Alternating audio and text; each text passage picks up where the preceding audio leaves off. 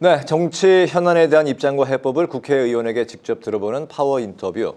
오늘은 이주영 개혁신당 의원과 함께 응급진료 체계를 복구하기 위한 방안 그리고 국회 현안에 대해서 살펴보겠습니다. 의원님 반갑습니다. 안녕하세요. 안녕하십니까. 네, 이 대통령이 국무회의와 SNS를 통해서 잇따라 부동산 정책 구상을 밝히고 있습니다. 벌써 20여 차례 그렇게 하고 있는데 민주당은 투기를 막겠다면서 부동산 감독원 설치법을 이제 발의를 했고 국민의힘은 바로 이게 편가르기를 하는 거 아니냐, 이게 멈추라고 이제 반발하고 있습니다. 이재명 정부 부동산 정책 어떻게 보고 계십니까? 네, 이번에 법안을 발의한 것도 그렇고 지금 민주당의 행보는 모든 것을 법안화시키고 사법적인 문제로 만들고 있는 부분이 있다고 보는데요. 네. 그런 구조적인 문제를 차치하고서라도 지금 전반적인 부동산 정책의 방향성이 사실 과거 정부에서도 수십 차례에 걸쳐서 빈번한 부동산 정책을 내고 그것이 실패했음을 자인한 과거가 있습니다. 네. 그런데 지금도 보면 부동산이라는 아주 거대하고 복잡한 숲에서 마치 토끼몰이를 하는 것 같은 그런 형태의 정책들이 쏟아져 나오고 있는데 전 정권에 비교해서 지금이 더 강력하고 또 위협적이라고 느끼는 이유는 이전에는 그냥 토끼몰이였다면 지금은 공포탄과 실탄을 같이 가지고 더 공격적인 방식으로 이루어지고 있다는 점 때문인데요. 지금 이재명 대통령의 발언들을 지켜보면 들고 있는 것보다 세금이 더 비싸도 그럴 수 있는지 보겠다. 그리고 정부를 이기는 시장은 없다. 그리고 똑똑한 한 채 갈아타기조차 안 하는 것이 이로울 것이다. 사실 국민 입장에서 듣기에는 정부와 대통령이 무언가 공포에 가까운 협박에 가까운 이야기를 하는 걸로 인식될 위험이 있거든요. 정책의 방향성이나 정부의 메시지가 그렇게 나온다는 것이 국민들이 보시기에 과연 국민을 위하는 정책이라고 피부로 느끼실까 하는 부분이 좀 우려가 되는 부분은 있고요. 또 주택을 보유하신 분들과 지금 무주택이신 분들에 대해서도 사실 주택이라는 것은 어떠한 실체가 있다면 그것을 공급하는 사람과 사용하는 사람이 있을 수가 있고 다주택의 경우에도 또 전 월세를 공급하는 그런 부분이 있는 것인데 아주 일부의 특수한 악용 사례 때문에 다주택자 전체를 뭔가 굉장히 악한 것으로 치부해서 국민들을 갈라치게 하는 이런 것도 사실 저는 정부가 해서는 안 되는 방향이라고 생각을 하고요. 더욱이 문제가 되는 것은 대선 때 말씀하셨던 세금을 그러한 도구로 사용하지 않겠다는 것이 너무 빠르게 한 번에 뒤집히는 이런 것들이 정부의 정책 일관성에 대해 국민들이 신뢰하실 수 있겠는가 여러 가지의 문제점이 내포되어 있는 정책 방향이라고 봅니다. 네. 네. 그 6월 지방선거를 앞두고 개혁신당도 아주 분주한 걸로 보이는데 인재영입 위원장이 임명이 되셨습니다. 네. 낡은 관행으로 그동안 망설이고 있던 숨은 스타를 발굴하겠다 이렇게 포부를 밝히셨는데요. 최근에 그 인재 영입을 위해서 속도를 아주 내고 있는 것으로 알려졌는데 어떤 선거 전략이 있고 그리고 차별화된 포인트 어떤 게 있을까요? 최근에 공천 관련해서 굉장히 문제가 되었던 게 투명하지 않고 공정하지 않은 공천 과정이었던 것 같습니다. 낡은 정치의 상징과도 같은 그런 장면들이 최근에 뉴스에서 많이 보고가 되었는데요. 저희 당은 첫 번째는 조기 공천을 통해서 작은 정당으로서의 핸디캡을 극복하고자 했던 것과 동시에 그 투명성을 가하기 위해서 99만 원 공천 패키지 선거에 임할 때 너무 많은 돈이 들거나 불필요하게 정당에 내는 돈을 네. 완벽하게 없애기 위한 것 그리고 처음으로 도전하는 정치를 준비 오래 하진 않았지만 자신의 삶에서 충분한 전문성과 더 많은 준비하셨던 분들이 정치 입문을 수월하게 하실 수 있도록 AI 선거 지원 플랫폼을 개발을 해서 네. 이번에는 내용적으로나 혹은 또 형식적으로나 새로운 선거 그리고 선거의 정치의 새로운 패러다임을 제시하고자 노력하고 있습니다. 진짜 99만 원으로 가능한가요? 물론 필요한 부분을 개인적으로 더 쓰시겠다 하시면 네. 당연히 그 이후에는 열려 있습니다만 적어도 개혁신당에서 시작하실 때 필요한 돈은 그게 전부입니다. 네. 네네. 그 인재 발굴은 주로 이제 지원자를 통해서 발굴을 하시게 되나요? 네, 저희 온라인으로 모집을 하고 있고요. 그리고 공천 과정과 심사 심사도 다 온라인으로 하고 최종 심사 정도는 저희가 대면을 해서 뵙는 걸로 진행하고 있습니다. 아, 지금 많이 지원을 하고 있습니까? 네, 지금 많이 지원하고 있고 더 좋은 거는 이제 점점 지선에 가까워 올수록 지원자 규모가 점점 더 빠르게 불어나고 있기 때문에 네. 저희가 이번에 어떤 취지로 공천했는지는 나중에 지선 때 보여드릴 수 있을 것 같습니다. 네, 알겠습니다.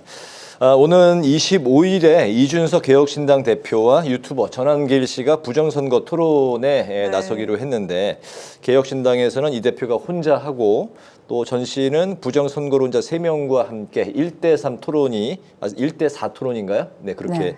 될 것 같습니다. 이 토론이 어떤 의미를 갖고 있고 그리고 이 토론 관전 포인트는 좀 어떻게 짚어볼 수 있을까요? 개혁신당에서는 토론을 하는 문화가 너무 자연스러운 것이기 때문에 저희는 뭐 다른 당에서는 누군가와 토론을 하려면 뭐 속된 말로 어떠한 지위를 맞춰야 한다거나 이런 이야기들이 많죠. 그런데 네. 저희는 어떤 대상과 어떤 이슈로도 언제나 토론할 준비가 되어 있는 당이었기 때문에 당연히 저희 개혁신당 그리고 이준석 대표가 던질 수 있는 논의라고 생각했고요.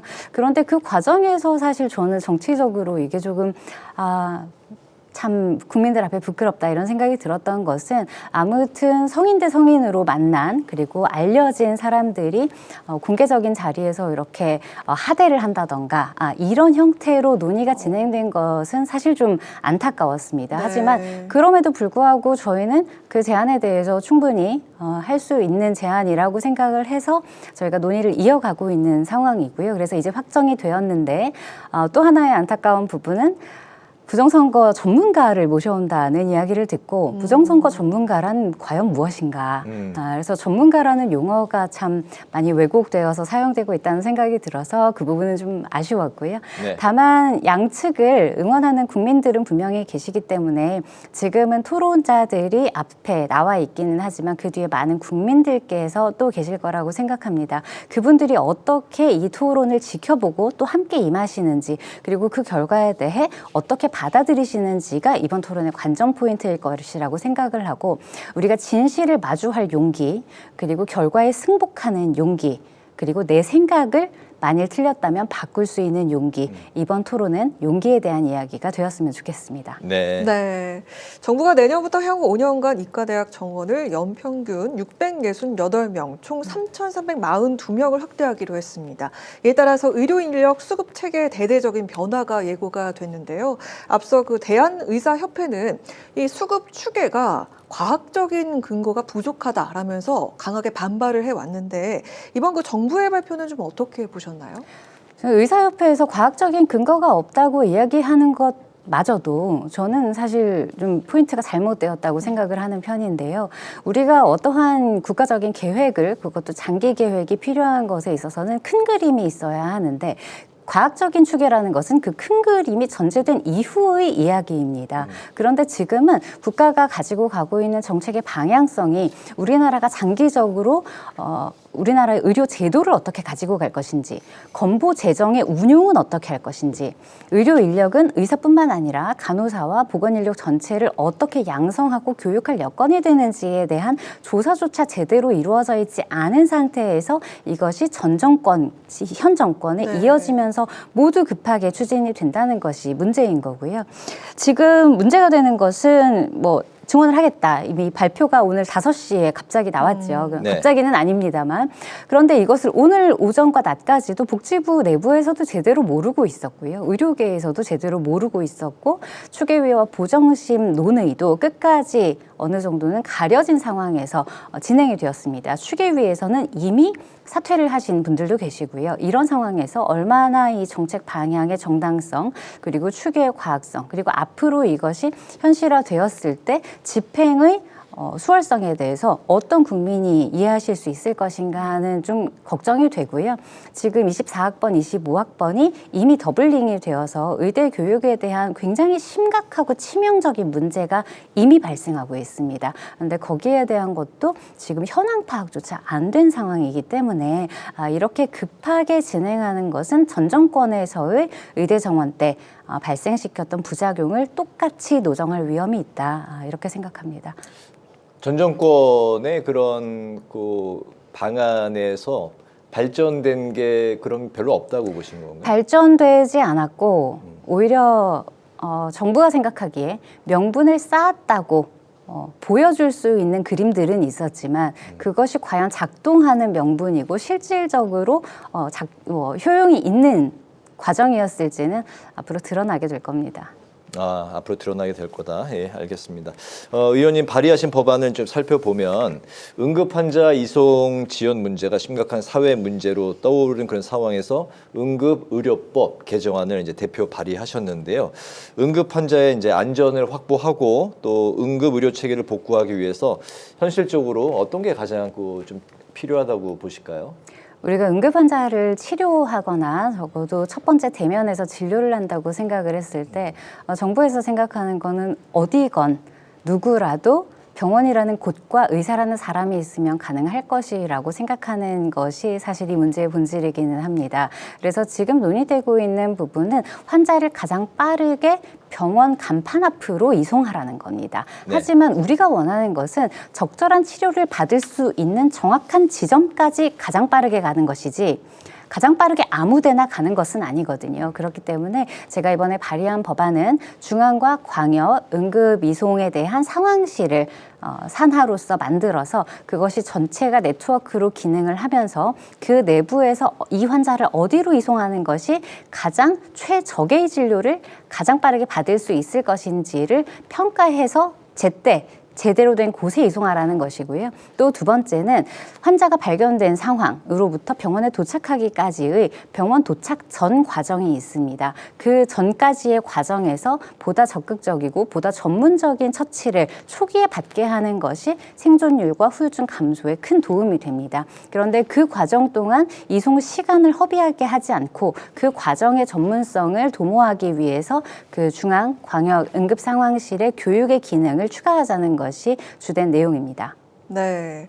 요즘 그 SNS를 보면은 흰 가운을 입고 의사가 건강기능식품이나 의료기기를 홍보하는 그런 영상들 볼 수 있는데 이게 네. AI가 상당히 많더라고요. 네, 그렇습니다. 특히 뭐 어르신들 경우에는 진짜 이게 의사구나 하고서 믿고서 구매했다가 피해를 입으시는 분들이 상당히 많은 걸로 제가 알고 있는데 이런 가짜 의료진 광고를 막기 위한 법안을 발의하셨다고 합니다. 어떤 내용이 담겨 있습니까? 네, AI에 관한 법률은 사실 굉장히 조심스럽게 접근할 필요는 있습니다. 앞으로 네. 기술이 굉장히 빠르게 변화할 것이기 때문에 우리가 그 기술 발전의 변화에 발맞춰서 법안도 바뀌어야 하긴 네. 합니다. 하지만 현 상황에서는 AI의 발전 속도보다는 어르신들이 느끼시는 현실에서의 불안이나 혼란이 더 크신 상황이고 그것이 실제 건강에 미치는 영향도 크기 때문에 AI를 활용한 영상입니다라는 문구만으로는 막을 수 있는 많은 부작용들이 있습니다. 막을 수 없는 많은 부작용들이 있습니다. 네. 그렇기 때문에 지금은 현 시점에서는 적어도 AI로 생성한 의사처럼 보이는 어떠한 장면이 국민들에게 잘못된 정보를 주지 못하도록 원천 네. 봉쇄를 하되 이것은 기술의 발달이나 국민들의 네. 어느 정도 인식 개선에 따라 앞으로 많은 개선이 필요할 것이라고 생각합니다. 네네. 소아응급의학과 전문의신데 그 전에 특히 이제 그 코로나 시국에서는 아이가 갑자기 새벽에 발병을 하거나 뭐 독감에 걸리거나 네. 여러 가지 위급한 그런 상황일 때 어디를 가야 될지 또 현장에 뭐 대학병원, 종합병원에 갔는데 거기서 뭐 담당 의사가 없다. 그래서 발길을 또 돌려야 되는 상황이 있었는데 요즘은 어떤 분위기일까요? 요즘은 사실 더 좋지 않은 분위기인데요. 제가 한 15년 전 정도의 진료를 했을 때는 정말 아무 곳이나 병원 간판이 보이면 가면 치료를 받을 수 있는 환경이었습니다. 실제로 그 일을 할 수 있는 전문가의 숫자 자체가 많았기 때문이에요. 오히려 지금보다 의사 전체 수가 적었음에도 불구하고 네. 그런데 지금은 소아를 볼 수 있는 센터 자체가 귀해졌고 그리고 예전에는 지역에서 치료할 수 있었던 병도 큰 병원으로 이송을 하게 되는 분위기가 있습니다. 그것은 첫 번째는 전문화된 수련을 받은 의사의 수가 적어졌기 때문이기도 하고요. 두 번째는 이전에 비해서 법적인 책임에 대해 서로가 더 예민해졌기 때문에 서로에 대해 방어적인 분위기가 생겼던 까닭도 있습니다. 네. 그래서 지금은 훨씬 더 이송이 길어지고 병원 수배가 어려워지고 도착을 했을 때 입원을 하거나 수술을 받기도 훨씬 더 어려운 상황이어서 이 과정을 타개하는 것이 현재 정부의 방향으로는 쉽지 않을 것 같다는 생각이 듭니다. 그래서 제가 발의한 법안으로 전국에 있는 어떤 소아 수술을 할 수 있는 사람 혹은 소아 중환자를 볼 수 있는 의사를 지금은 빨리 찾아서 우리가 가장 적절한 곳에 빠르게 보내자는 취지로 만들어진 것이고요. 앞으로 이런 과정을 통해서 제대로 된 의사 양성을 통해서 과거처럼 전국에 소아 중증, 소아 응급, 소아 외상을 볼 수 있는 의사가 전반적으로 많아지면 이 혼란도 조금 해소가 되었으면 하는 바람입니다. 새벽에 아이가 굉장히 고열이 발생했습니다. 어떻게 해야 됩니까? 열만으로는 위험하다, 어떻게 해야 된다고 일괄적으로 이야기하기는 어려운데요. 네. 왜냐하면 아이의 나이도 중요하고요. 아이의 증상도 중요하고요. 그리고 열이 난 기간 같은 것들이 중요하기 때문에 그렇게 하나의 아이템으로 병원을 어떻게 수배하겠다 이렇게 얘기하기는 어려운 부분이 있는데 이런 것들은 설명이 필요한 영역이거든요. 네네. 이 설명의 영역이 필요하려면 대학병원 응급실만 존재해서 되는 것은 아니고 2차 병원의 응급실, 야간을 여는 병원, 그리고 1차 병원의 다음날 아침에 볼 수 있는 시스템 이런 것들이 모든 지역에 살아 있어야 합니다. 그것이 저희가 의료 전달 체계라고 이야기하는 것들인데요. 지금은 그 의료 전달 체계의 모든 스텝이 좀 붕괴한 그런 부분이 있기 때문에 이 모든 자세한 교육이 가능하게 하는 1차 병원, 그리고 1차 병원에서 좋지 않을 때 보낼 수 있는 2차 병원, 2차 병원에서 입원을 어느 정도 운영을 할 수 있을 정도의 3차 병원의 지원 시스템이 필요한 것이기 때문에 이것이 1차 의료 전담하는 지역의사로 모두를 해결하겠다. 혹은 중증외상센터 몇 곳을 만들면 해결이 될 것이다. 이것은 굉장히 단편적이고 파편화된 해결 방식이라고 볼 수 있습니다. 네네. 아플 때, 급할 때 어떤 병원을 찾아야 되는지 미리 좀 사전에 점검하고 리스트를 작성하는 게 좋을 것 같다는 생각도 듭니다. 마지막 질문입니다. 소아응급의학과의 전문의로서 의료 현장의 목소리를 꾸준히 이제 국회에 전달하고 계시는데요. 개혁신당에서 정책위 의장, 또 인재영입위원장으로 바쁘게 또 중책을 맡고 계십니다. 올해 중점적으로 추진하고 싶은 법안 그리고 의정 활동 목표 마지막으로 좀 들어볼까요? 아무래도 곧 지선을 앞두고 있기 때문에 정당에 몸담고 또 정책위원회와 인재영입위원회 맡고 있는 입장으로서는 개혁신당의 새로운 아젠다 그리고 새로운 정치에 대한 패러다임을 지선을 통해서 충분히 발휘할 수 있도록 하고 국민께 전달 드리는 게 첫 번째 목표이기는 합니다. 네. 다만 에 관심되는 그런 의정 활동으로는 우리나라의 보건의료 정책이 굉장히 단편적입니다. 예를 들자면 어떠한 질병명을 중심으로 한 정책들이 많습니다. 예를 들면 치매라던가. 그렇다면 그것은 발생한 이후에 그 병으로 진단받은 사람만을 대상으로 하는 것이거든요. 하지만 우리나라가 앞으로 선진국형 그리고 초고령화 사회를 대비하면서 준비해야 할 것은 생애 전주기를 아우르는 보건 정책입니다. 그래서 저희 의원실에서 발의한 법안으로는 아동건강기본법, 그래서 아동청소년 전주기의 몸 건강, 정신 건강, 그리고 아이들이 자라나는 환경까지 아우르는 아동건강기본법을 통해서 어르신들의 질병이 아니라 노쇠의 전 과정을 대비하는 노쇠 예방법, 그리고 그 가운데를 아우르는 중청장년층을 위한 것이 비만법입니다. 이름이 비만법으로 알려져 있어서 이것이 굉장히 단편적인 내용인 것 같지만 비만이라는 것이 우리나라의 현재 보건의료 상황, 그리고 우리나라 국민들의 건강 상태, 그리고 당뇨나 고혈압 등의 생활습관병이 많은 우리나라 인종의 특수성, 그리고 이것이 관절이라든지 심혈관계 혹은 정신건강 피부에 이르는 모든 영향을 보았을 때 네. 아동건강기본법, 비만법, 노쇠예방법으로 이어지는 전주기 보건의료 관리에 대한 내용을 조금 더 알리고 또 현실화하고 싶습니다. 알겠습니다. 이제 파워 인터뷰 마치도록 하겠습니다. 오늘은 개혁신당의 이주영 의원을 모시고 국내 여러 현안 그리고 응급의료 개정안에 대해서 살펴봤습니다. 오늘 말씀 잘 들었습니다. 잘 들었습니다. 고맙습니다. 감사합니다.